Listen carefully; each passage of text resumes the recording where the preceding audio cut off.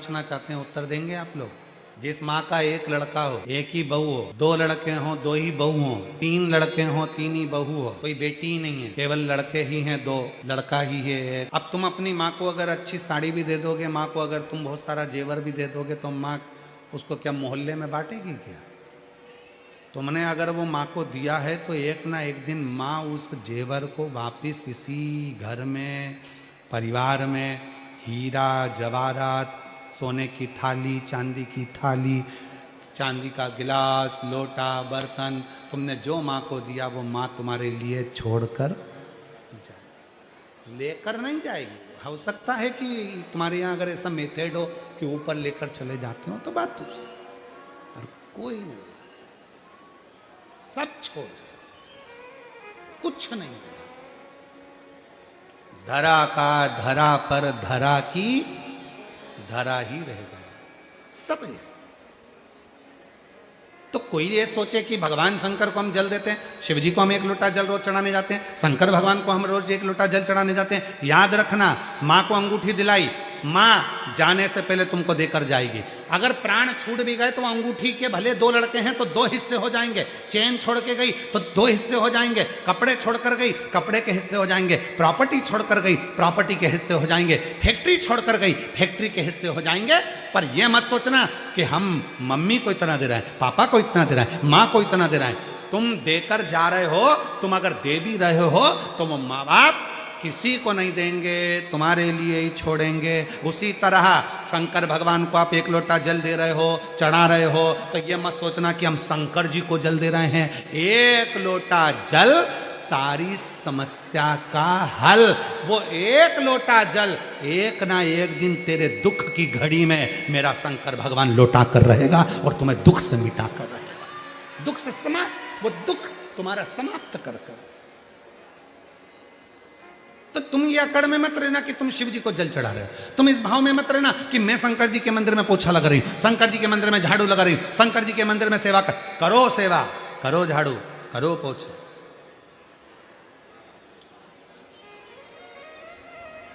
यहां लाल भाई सिंगर जी बैठे हुए हैं। ये कल हमारे वो संत बाबा बता रहे थे कि हमारे उधर गौशाला में इनकी ओर से कई साल भर कहीं ना कुछ व्यवस्थाएं चलती रहती है। फिर हमें सूचना मिली कल परसों में कि कई बुजुर्ग बेधव्य माताओं का भी रख रखाव, चिकित्सा और अन्य व्यवस्था हमारे लाल जी भाई करते हैं। सिंगर जी, मैं आपको धन्यवाद देता हूँ लाल भाई सिंगर जी, आपको साधुता देते हैं। ये आपका समर्पण होना चाहिए, समर्पण का भाव ऐसा ही होना चाहिए। समर्पण का सुख यही होता है। जैसे उस दिन हमने छोटू भाई की बात कही थी कि एक बुजुर्ग माता ने कह दिया कि मैं बाहर खड़ी थी और मेरे को छोटू भाई ने कह दिया तू मेरा नाम लेकर जा, बोल देना छोटू भाई, वो निकाल देंगे। तो छोटू भाई खुद हाथ पकड़कर उस बुजुर्ग 75 साल की बूढ़ी माँ को हाथ पकड़कर लाकर बिठा दे।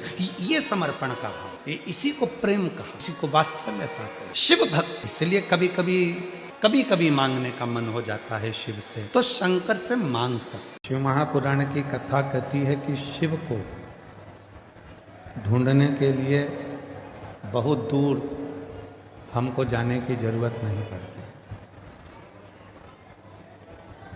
भगवान शंकर को यदि हमें ढूंढना ही है तो एकांत में बैठकर जब हम पंचाक्षर मंत्र नमः शिवाय, षडाक्षर मंत्र ओम नमः शिवाय का जप करते हैं या मुख से श्री शिवाय नमस्तुभ्यम कहते हैं, तो जितनी मौनता में, जितनी शांति में हम शिव को ढूंढने का प्रयास करते हैं, उतनी ही जल्दी शिव हमारी उन श्वासों में से हमको दर्शन जरूर देता है।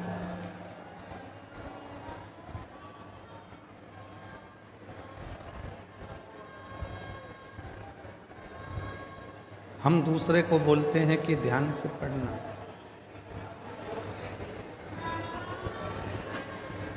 हम दूसरे से बोलते हैं कि ध्यान से पढ़ाई करो, ध्यान से गाड़ी चलाना, ध्यान से काम करना। और ऐसा नहीं है कि केवल एक या दो ही लोग ऐसा बोलते हैं, बहुत सारे लोग। आप अपने बच्चों से भी कहते हो ध्यान से पढ़ो, ध्यान से पढ़ाई करो, ध्यान से गाड़ी चलाओ, ध्यान से काम करो।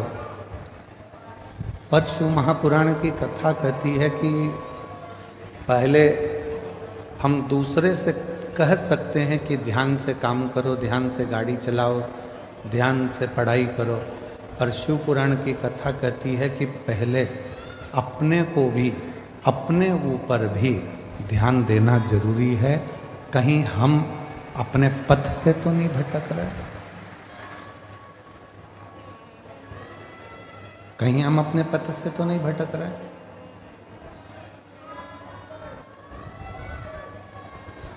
जगत को सुधारने का कार्य करते हैं और मालूम पड़े कि हम अपने ही पथ से भटक जाएं तो वो श्रेष्ठ नहीं।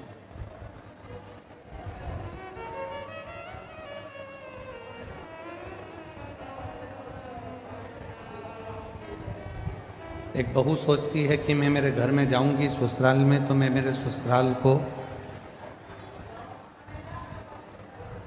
सुधार दूंगी। सास सोचती है कि मैं, मेरी बहू कैसी भी आएगी मैं उसको सुधार दूंगी। पर शिव महापुराण की कथा कहती है, भगवान शंकर की कथा कहती है कि तुम्हें दूसरे को सुधारने की जरूरत ही नहीं पड़े।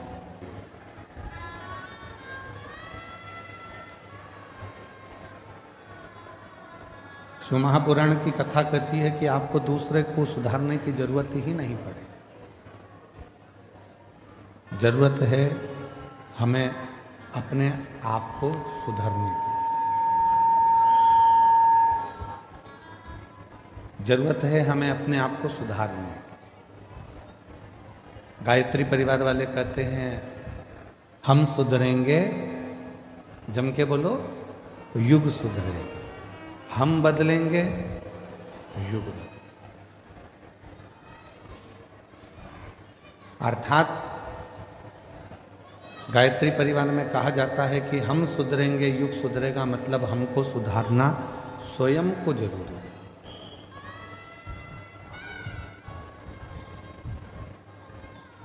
कई माताएं अपने अपनी बहुओं से कहती हैं कि शिव जी के मंदिर जाया करो, शंकर जी के मंदिर जाया करो। कोई बेटे से कहती हैं बेटा मंदिर जाया करो, कोई पति से कहती हैं कि आप मंदिर जाया करो। पर मेरा निवेदन इस व्यासपीठ से शिव महापुराण की कथा के माध्यम से है कि पहले हम दूसरे को मंदिर जाने का कहते हैं तो सबसे पहले अपने आप को भी मंदिर जाना प्रारंभ करना पड़ेगा। और जिस दिन हमने स्वयं मंदिर जाना प्रारंभ कर दिया, हमने जिस दिन स्वयं मंदिर में एक लोटा जल चढ़ाना शिव जी को प्रारंभ कर दिया, उस दिन धीरे धीरे धीरे धीरे हमारे घर के बच्चे, हमारे घर की बहुएं, हमारे घर के बेटे अपने आप उसी पथ पर चलने लगे।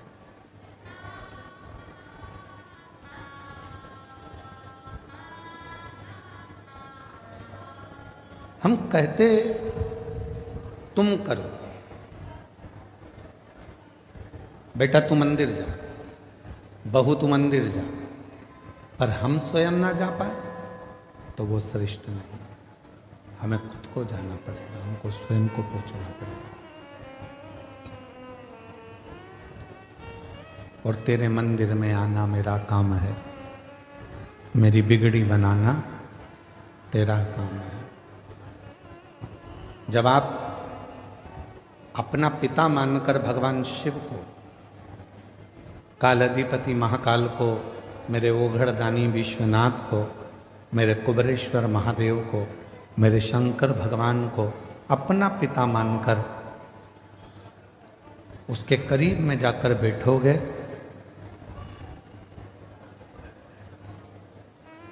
तो निश्चित है वो आपके मन की बात को सुनेगा।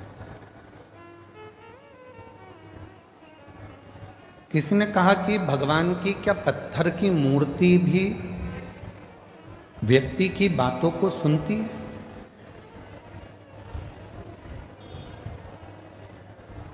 क्या पत्थर की मूर्ति हम जो कहेंगे वो सुनेगी?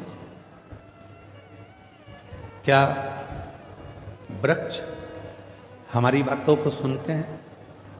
क्या पशु पक्षी हमारी बातों को सुनते हैं? क्यों नहीं? एक घर की स्त्री, घर की नारी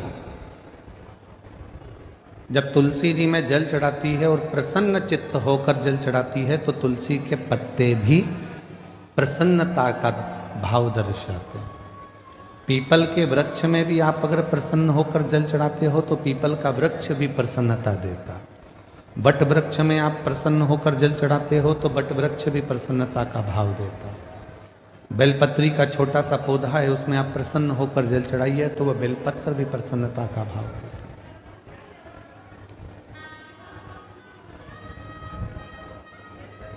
एक जीव, एक जंतु, पशु, पक्षी, वायुचर, जलचर, थलचर जितने भी हैं, चाहे वो मनुष्य हो, चाहे संसार के जितने भी जीव हों, वो सब यदि आप प्रसन्नता देते हो तो वो भी आपको प्रसन्नता जरूर प्रदान करते हैं। प्रसन्नता ने दिया, बोलते जाओ भगवान ने। तो भोजन कौन देगा? अरे बोलो जम के। मेहनत किसको करना है? अपन को। परिश्रम अपने को करना है, मेहनत अपने को करना है, पर फल देगा। और इसका एक प्रसंग है, ये बक्सा चल रहा है, इसका एक प्रसंग है और बड़ा सुंदर सा एक प्रसंग आता है। एक मलुक नाम का एक लड़का था, उसका दोस्त शिव जी का बड़ा भगत था। शंकर भगवान के मंदिर में वो रोज जाता, रोज जल चढ़ाता, शिव जी की आराधना करता, साधना करता, भजन करता और ये दिन रात उस पर कटाक्ष करता, दिन भर उस पर तर्क करता मलु। अब एक दिन मल्लुक ने अपने दोस्तों को रोक लिया। कहाँ जा रहा है? कि मंदिर जा रहा हूं। अरे थोड़ा काम धंधा कर ले, या जा जरा काम धंधा कर। ये शंकर भगवान को नीलाने से, लोटा भर के जल चढ़ाने से कोई शंकर जी कुछ थोड़ी ना दे देगा। काम नहीं करेगा तो क्या शंकर जी खाने को दे देगा? लड़ाई हो गई मल्लुक की और उसके दोस्त की। नहीं करूंगा काम तो भी मेरा भोलेनाथ खाने को देगा। मल्लुक ने कहा अगर तेरा भोलेनाथ काम नहीं करूं और खाने को दे तो मैं भी चल करने को तैयार हूं। एक परीक्षा करूंगा, वन में जाकर बैठ जाऊंगा, देखूं तेरा भोलेनाथ मुझे खाने को देता कि नहीं देता। अगर मेरे शंकर भगवान ने तुझे खाने को दे दिया तो काम मैं रोज एक लोटा जल चढ़ाने के लिए शंकर जी के मंदिर में जाऊंगा, और अगर तेरे शंकर भगवान ने मुझे खाने को नहीं दिया तो काम मैं मंदिर जाना छोड़ दूंगा, लोटा भर जल चढ़ाना छोड़ दूंगा। दोनों में झगड़ा हो गया, दोनों में लड़ाई हो गई। अब दोनों में झगड़ा हो गया और जो मल्लुक था वो लड़ झगड़ के जंगल में चले गया। जंगल में जाकर उसने विचार करा, जंगल में रहूंगा और कोई मुझे भोजन देकर चले गया तो एक काम करता हूं, ये पीपल के पेड़ पे चढ़ के बैठ जाता हूं। कोई आएगा भी नहीं, भोजन देगा भी नहीं, और भोजन नहीं मिलेगा तो मेरा दोस्त मंदिर जाना छोड़ देगा और मेरा झंझट मिट जाएगा, फिर मेरे साथ घूमेगा, एंजॉय करेगा। ठीक है, पेड़ पे चढ़ गया। इसका दोस्त गया शंकर जी के मंदिर में जल चढ़ाकर बोला, भोले बाबा वो मलुक गया है, उसमें अक्कल नहीं है, परीक्षा लेने गया है आपकी कि भोलेनाथ खाने को देगा क्या। बाबा उसका पेट भर देना बेचारे का, भूखा रहेगा।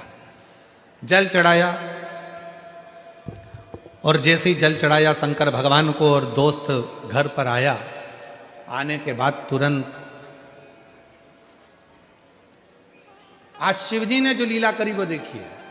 शंकर भगवान ने ऐसी लीला कर दी कि एक गाय चराने वाला कपड़े में 4 रोटी बांधकर उसमें थोड़ा सा अचार और कांदा रखकर लाया और विचार करने लगा, मुझे गाय यहीं पर चराना है, मेरी रोटी कहीं दूसरा ना खा जाए, इसलिए इसको पीपल के पेड़ पर टांग देता। रोटी टांग दी पीपल के पेड़ पर। मल्लुक ने विचार करा, इसका शंकर भगवान तो गजब का है रे, रोटी ऊपर दे दी पीपल के पेड़ पर वो तो कह रहा था कि भगवान खिला कर जाता है, नहीं खाऊंगा, रोटी टंगी है, खा नहीं रहा। अब थोड़ा बहुत तो हाथ पर खुद भी हिलाओ जी, खाने को ही तैयार नहीं। इसका दोस्त शाम के समय भगवान के मंदिर में जाकर, बाबा भोलेनाथ मेरा दोस्त भूखा होगा, उसको खाना खिला देना। शंकर भगवान ने डमरू का नाद करा, 4-6 डाकू घोड़े पे बैठकर धड़ धड़ धड़ धड़ आ गए पीपल के पेड़ के नीचे। जैसे ही थोड़ी देर उन डाकुओं ने आराम करा, उसमें से एक थोड़ा सा विश्राम करा। उसने कहा, सरदार बहुत भूख लग रही है, कहीं से माँ जगत जननी जगदम्बा खाना दे दे तो पेट भरा जाए। इतने में दूसरा बोला, अरे देखो पेड़ के ऊपर रोटी टंगी है, जल्दी उतारो खाते हैं। और जो पेड़ पे से रोटी उठाई और सबने मिलाकर खाने ही वाले थे। इतने में दूसरा बोला, एक भी रोटी मत खाना, ऊपर पुलिस वाला बैठा है, जरूर रोटियों में नींद की गोली मिलाई होगी और पकड़ा जाएंगे तो जूते खाएंगे, इसलिए ले जाकर ये बंद कर देगा, कारागार में डाल देगा, एक रोटी मत खाना। और सबने कहा करें क्या? सरदार ने कहा, इसको नीचे उतारो। ये अपने को मूर्ख समझ रहा, नीचे उतारो, इसको नीचे उतारा, पेड़ से बांध दो, पेड़ से बांध दिया। सरदार क्या करें? सरदार बोला, ये अपने को मूर्ख समझता है, नींद की गोली मिली, रोटी हमको खिला रहा है, एक काम करो, इसकी रोटी इसी को खिलाओ। अब उसकी रोटी, अब वो समझा भगवान आएंगे खिलाने, उसको क्या मालूम था डाकू बन के आ गए। ले रोटी खाओ, के नहीं खाऊंगा। सरदार रोटी नहीं खा रहा। सरदार ने कहा, मार मार के खिलाओ। दो ने इधर से दिया, दो ने उधर से दिया, मुंह में रोटी ठूस है, फिर मारे, फिर रोटी, फिर मारे, फिर रोटी, लाल नीला पीला कर कर रोटी खिलाकर और पूरे रस्सी खोल दिए और डाकू चले गए। ये शाम को पिटा पिटाया, दुचा दुचाया, कबाड़ खाने के कबाड़े जैसा रास्ते में से लंगड़ाता जा रहा था। इसका दोस्त मंदिर से आ रहा था। उसने पूछा, क्यों भोलेनाथ जी मिले थे? इतने में मलुक बोला, तेरा भोलानाथ नहीं खाओ तो मारता भी था, नहीं खाओ तो मारता। तब मलुक ने, वो मलुक नहीं रहे, तब वो मलुक दास बन गए और उन्होंने पद लिखा, अजगर करे ना चाकरी, पंछी करे ना काज, दास मलु का कह गए, सबके दाता राम। कोई कुछ ना करे तो भी वो पेट भर कर जाता है, वो मेरा देव अधिदेव महादेव, वो शिव, वो मेरा राम, वो मेरा कृष्ण, वो मेरा शंकर, वो मेरा दत्त, वो मेरी माँ आद्य शक्ति जगत जननी दुर्गा भवानी है, वो मेरा हरि विठल पांडुरंगा है, जो सबका पेट भरता, सबका। जब हम परमात्मा के नजदीक में होते हैं, भगवान के पास में होते हैं, तो अपने आप में, आपके भीतर एक विश्वास जागृत होना चाहिए कि परमात्मा ने हमको अपने करीब में क्यों रखा।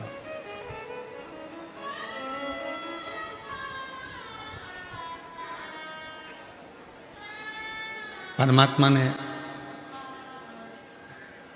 अपने करीब में हमको क्यों रखा है, किस लिए रखा है?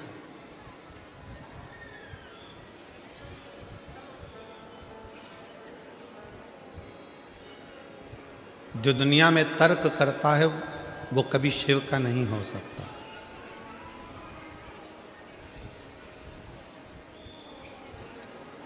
तर्क से भगवान कभी अपना नहीं हुआ। तर्क देने वाले बहुत सारे मिलते हैं, शिव जी को जल चढ़ाने से क्या होगा, भगवान को भोग लगाने से क्या होगा, क्या ये पाषाण की मूर्ति, क्या ये पत्थर की मूर्ति क्या भोग रोकती है,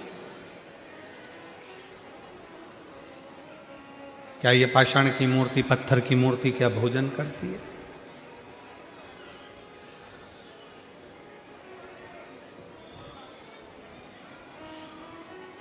और तर्क करने वाले तर्क करते रहते हैं, और वो परमात्मा से दूर होते चले जाते हैं। पर जिनके अंदर विश्वास होता है वो बिना तर्क के भगवान पर इतना भरोसा कर लेते हैं कि भगवान आकर उनके दुख को मिटाकर चला जाता है। अच्छा, जो तर्क कर रहा है, जो तर्क कर रहा है वो भी अपना है, और जो विश्वास कर रहा है वो भी अपना है।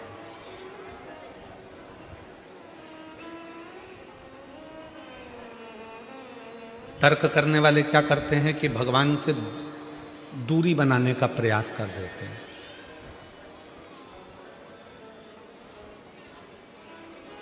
तर्क करने वाला परमात्मा से आपको दूर कर देगा, और विश्वास करने वाला परमात्मा से आपको दूर नहीं करेगा।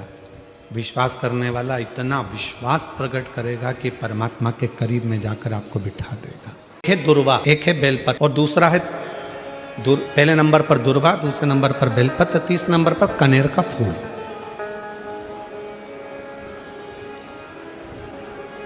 कोई अच्छा कार्य करते करते कई माताएं ऐसी होती हैं जो अपने प्रेम करती हैं परिवार से, ऐसा नहीं कि नहीं करते, स्नेह करते हैं। कई पुरुष भी ऐसे परिवार से बहुत प्रेम होता है, स्नेह होता है, पर अंदर कहीं ना कहीं ऐसा लगता है मेरा बेटा वहां जा रहा है, कुछ गलत ना हो जाए। कभी कभी ऐसा लगता है कि ये काम होने वाला है और इसमें कुछ गलत ना हो जाए। कई बार शादी पक्की हो रही है, रिश्ता पक्का हो रहा है, या कोई घर में अच्छा कार्य हो रहा है और मन में संशय उत्पन्न हो जाता है कहीं गलत ना हो जाए। मतलब उसके अंदर कहीं नेगेटिविटी आती रहती है, ये वो सोचती रहती है। उसके अंदर एक कुछ ना कुछ ऐसा तत्व चलता रहता है जिससे वो बुद्धि में, विवेक में वो चीज उसके आती रहती है। तो शिव महापुराण में गजासुर की कथा कहती है कि गजासुर ने भगवान शंकर से वर मांगा कि मैं जब आपका भजन करूं, तप करूं, साधना करूं, तो मेरे पास में ये अग्नि मेरे चारों तरफ हो जाए, जिससे मैं आपका तप, आपकी साधना अच्छे से कर सकूं, मैं आपका तप, आपकी साधना आराम से कर सकूं। शिव जी ने वर दे दिया, जब तुम तप करने के लिए बैठोगे, साधना करने बैठोगे, भजन करने बैठोगे, तब तुम्हारे चारों तरफ अग्नि प्रकट हो जाए। जिन माताओं को, जिन भाइयों को, जिन बेटियों को, जिन बेटाओं को, जिन मेरी बुजुर्ग माँ बाप को ऐसा लगता है, अंदर से ऐसा महसूस होता है कि कुछ गलत होने वाला है, कल कुछ गलत होने वाला है, मेरे पति के साथ ये गलत होने वाला है, मेरे बेटे के साथ ये गलत होने वाला है, या मेरे साथ कुछ गलत होने वाला है, जिसकी बुद्धि में केवल नेगेटिविटी चलती रहती है, उसको 3 चीजें शंकर भगवान को प्रदोष के दिन अवश्य चढ़ाना चाहिए। क्या क्या चीज? पहले नंबर पर जम के बोलो दुर्वा, दूसरे नंबर पर बेलपत्र, और तीसरे नंबर पर कनेर का फूल। और यदि ऐसा महसूस हो रहा है कि मेरे को स्वप्न भी गड़बड़ आ रहे हैं, स्वप्न भी गलत आ रहे हैं, तो मेरा निवेदन रहेगा, जो दुर्वा आपने शिव जी को चढ़ाई है उस दुर्वा को उठाकर लेकर आ जाना है, और प्रदोष काल में, प्रदोष के समय पर उस दुर्वा को चबा चबा कर खा लेना है। जिसकी बुद्धि में गलत चीजें आती रहती हैं, गलत विचार आता है। ब्रह्मेश्वर महादेव जो नाम है,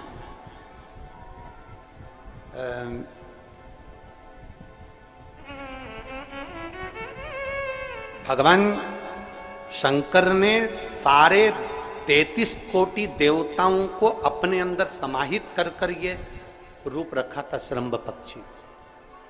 33 कोटि। मान लो आपके ग्रह अनुकूल नहीं चल रहे हो, कोई कह दे कि मंगल बेकार है, कोई कहे शनि बेकार है, कोई कहे रवि बेकार है, कोई कहे बुध बेकार है, कोई के गुरु बेकार है, कोई के शनि बेकार, कोई के ये बेकार, कोई के तुम्हारा ग्रह बेकार चल रहा है, तुम्हारी किस्मत बेकार चल रही है, तुम्हारा भाग्य बेकार चल रहा है।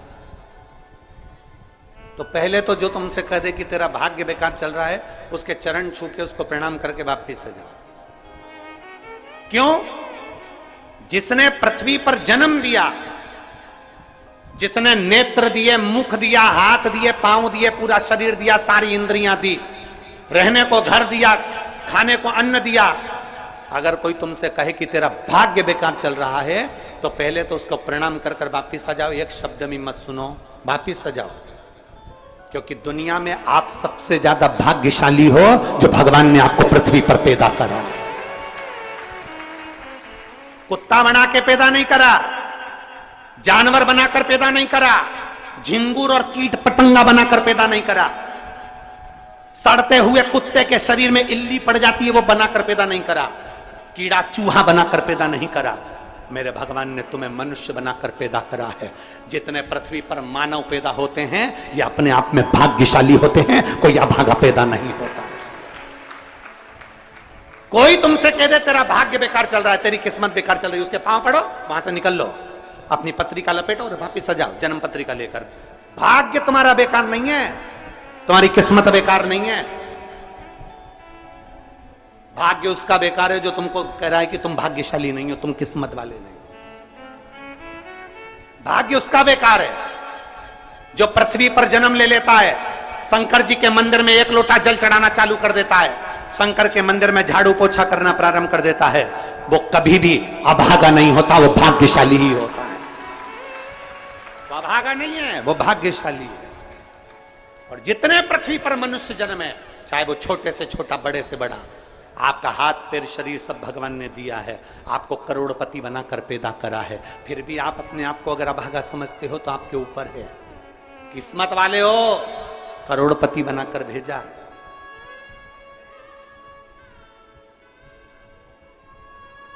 कुत्ता 1000, 10,000, 20,000, 25,000, 50,000 में बिकता है। तुम्हें तो भगवान ने 2-2 किडनी दिए, अभी बेचिए 20-20 लाख में, यूं बिक जाएगी। भगवान ने नेत्र दिए 50-50 लाख में, अभी बिक जाए 5 लाख में। एक एक शरीर भगवान ने कीमत वाला बनाकर भेजा है। किसी डॉक्टर के पास बैठना और पूछना कि कौन से अंग की कितनी कीमत होती है, वो डॉक्टर बता देगा कि तुम्हारे शरीर की क्या कीमत है। और उसके बाद भी कहते हो कि हम अभागे। बताने वाला कह देता कि तुम भाग्यहीन हो, तुम भाग्यशाली नहीं हो, तुम किस्मत वाले नहीं हो। वहां से पत्रिका उठा और चल दो, कहते मेरे बाबा ने मुझे भाग्यशाली बनाकर भेजा है। और अपने हाथ में वो बल होता है कि आप स्वयं इतनी मेहनत कर कर आगे बढ़ सकते हो कि अपने आप किस्मत वाले बन सकते हो।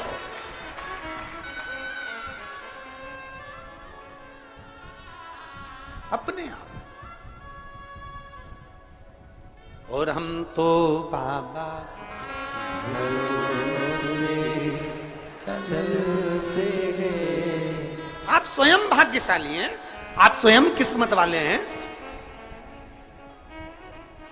कोई कैसे कहते तुमको कि तुम अभागे हो? ना ना, हमारे बराबर भाग्य नहीं है किसी का।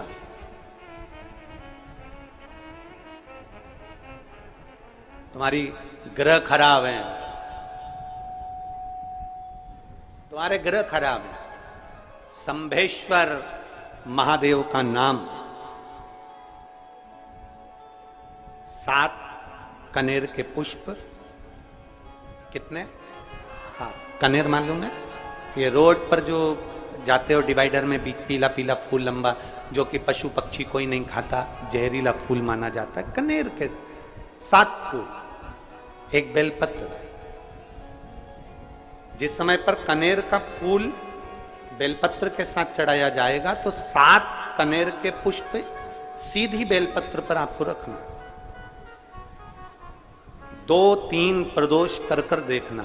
अगर कोई आपसे कहे कि आपका भाग्य ठीक नहीं चल रहा, आपकी किस्मत ठीक नहीं चल रही, आपके ग्रह ठीक नहीं चल रहा है, आप भाग्यशाली नहीं हो, पहले तुम वहां से उठ जाओ। उसके बाद में देवाधिदेव महादेव के पास 7 कनेर के पुष्प एक बेलपत्र में रखकर नंदीश्वर के पास में बैठकर श्री शिवाय नमस्तुभ्यम बोलकर अशोक सुंदरी वाली जगह पर स्पर्श कराकर भगवान शंकर पर 7 फूल के साथ बेलपत्री की डंडी अशोक सुंदरी की साइड हो, ऐसा स्मरण करते हुए शिव को समर्पित कर दे। वही बेलपत्री 5 बार नमः शिवाय या पंचाक्षर मंत्र, षडाक्षर मंत्र या श्री शिवाय नमस्तुभ्यम बोलकर वही बेलपत्री 3 प्रदोष, 4 प्रदोष, 5 प्रदोष, 2 प्रदोष, जितने प्रदोष आप चढ़ा रहे हैं प्रदोष काल में, वो बेलपत्री लाकर अपने कक्ष में अपने पूजन वाले स्थान पर रखते जाओ। एक बेलपत्री एक प्रदोष पर लाओगे, अगला प्रदोष आएगा, कितना अंतर पड़ता है आपके भाग्य बदलने में आपको खुद मालूम पड़ जाएगा कि आपकी किस्मत कैसे बदल रही। मेहनत आपको करना है, परिश्रम आपको करना है, लगन आपको लगाना है। और बेलपत्री और कनेर का पुष्प शिव को चढ़ा। शिव केवल दिखावट में नहीं होना चाहिए। भगवान शंकर केवल आप स्वरूप शिव जैसा बना लो या शिव जैसा आपका स्वरूप हो जाए, जटा बढ़ा ली, त्रिपुंड लगा लिया, गले में रुद्राक्ष की माला पहन ली, इससे शिव तत्व की प्राप्ति नहीं हो सकती। शिव तत्व की प्राप्ति है भगवान शंकर के विचारों को, भगवान शंकर का जो स्वरूप है उसको, और भगवान शंकर ने जो जो कहा उसको अपने भीतर उतारना। ये नहीं चल रहा है कुछ भी। भगवान शिव के विचारों को, भगवान शंकर के स्वरूप को अपने भीतर उतार। आप और हम काय में लगे हैं? शिव जी ने जटा बनाई तो अपन भी जटा बनाए। शिव जी ने त्रिपुंड लगाया है तो अपन भी त्रिपुंड लगा।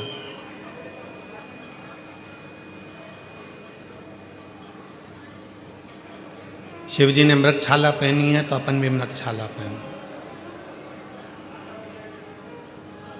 नहीं, शिव महापुराण की कथा कहती है कि शंकर के जो स्वरूप दिख रहा है उस स्वरूप को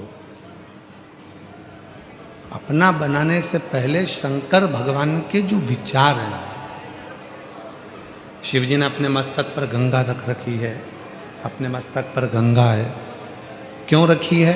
कि जितना हो सकता है बुद्धि की भी शीतलता हो, मन की भी शीतलता। शिव जी ने अपने गले में विषधर रख रखा है, सर्प रख रखा है। क्या दर्शाना चाहते हैं? कि उस सर्प को, वो वासुकी नाग जिसको मंथन के समय पर उपयोग में लिया, उसके बाद उसको फेंक दिया गया, छोड़ दिया गया, एक कोने में ले जाकर डाल दिया गया।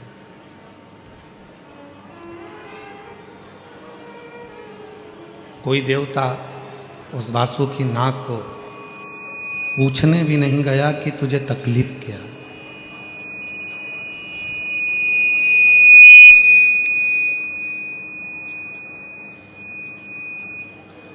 कोई देवता उसके पास में जाकर नहीं पूछा कि तुझे कष्ट क्या है, कि तुझे तकलीफ क्या है, क्यों तुझे तकलीफ है, क्या दिक्कत है। तब माँ पार्वती जी के कहने पर भगवान शंकर, वो घरदानी, त्रिकालदर्शी, कैलाशी, अविनाशी शिव उसके पास में गए। भगवान शंकर गए और शिव जी ने जब देखा उस वासुकी नाग की दशा को कि ये सब दूर से हार चुका है, टूट चुका है, शरीर में से इसके रक्त बह रहा है और ये अब संभल नहीं पाएगा, अब संभल नहीं सकता है। तब भगवान देवाधिदेव महादेव ने, भगवान शंकर ने उस वासुकी नाग को अपने गले में धारण कर लिया, अपने गले में पहन लिया, गले के अंदर। शिव महापुराण की कथा कहती है, भगवान शंकर का चरित्र कहता है, शिव तत्व कहता है, शिव महापुराण की कथा कहती है। जो दुनिया में हर जगह से टूट चुका है, जिसको लोगों ने ठोकर मार दी, धक्के दे दिए, अपशब्द कह दिया, ताने दे दिए, आड़ा टेढ़ा कह दिया, जो दुनिया में बहुत बहुत टूट चुका है, उसे कोई नहीं अपनाएगा। अगर अपनाएगा तो केवल मेरा देव अधिदेव महादेव ही अपनाएगा, मेरा शंकर अपनाएगा, मेरा शिव अपनाएगा।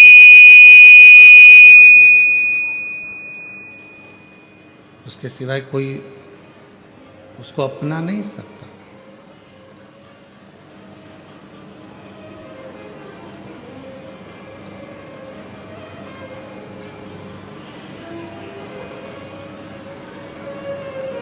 आप सब भगवान श्री श्याम नरेश जी की कथा का स्मरण करते हैं। श्याम बाबा का कीर्तन भी करते हैं, हम भी दर्शन करते हैं, आप भी दर्शन करते हो। पर एक समय ऐसा आ गया था कि बर्बरीक के पास में लड़ने के लिए जब कुछ नहीं था तो बर्बरीक ने भी शंकर की आराधना कर कर 3 बाण भगवान शिव से प्राप्त किया था। और शिवजी ने कह दिया था कि ये 3 बाण, इसलिए दुनिया के लोग कहते 3 बाण धारी। श्याम बाबा के लिए दुनिया कहती है ना 3 बाण धारी हारे का। वो 3 बाण किसने दिए? भगवान देव अधिदेव महादेव।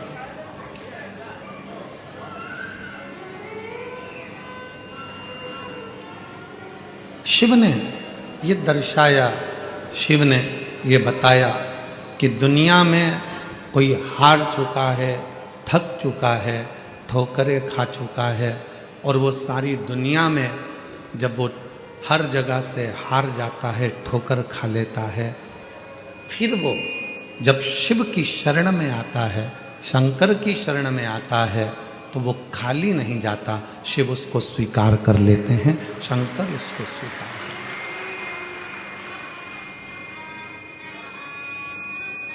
ऐसा कोई देवता 33 कोटि देवताओं में कोई ऐसा देवता बता दो जिसको मेरे देवाधिदेव महादेव ने कुछ ना दिया।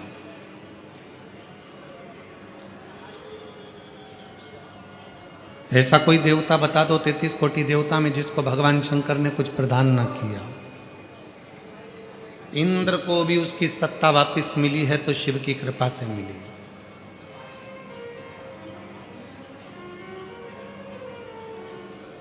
ब्रह्मा जी के शीश को भी श्राप से मुक्त करा तो भगवान शंकर ने करा।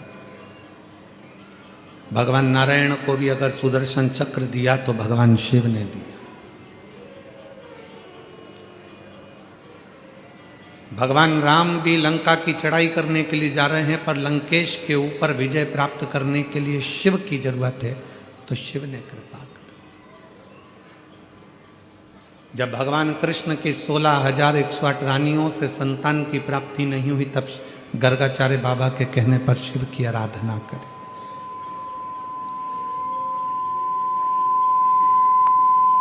तब लाखों की संख्या में संतान की प्राप्ति हुई। कौन है ऐसा जिसको मेरे देवाधिदेव महादेव ने नहीं दिया?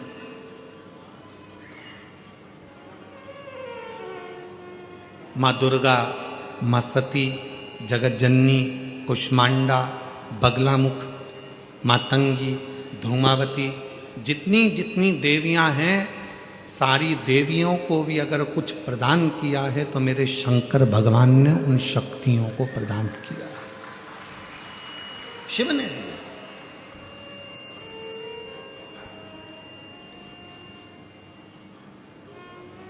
वो किसी को हारा हुआ नहीं देख सकता, वो किसी को टूटा हुआ नहीं देख सकता,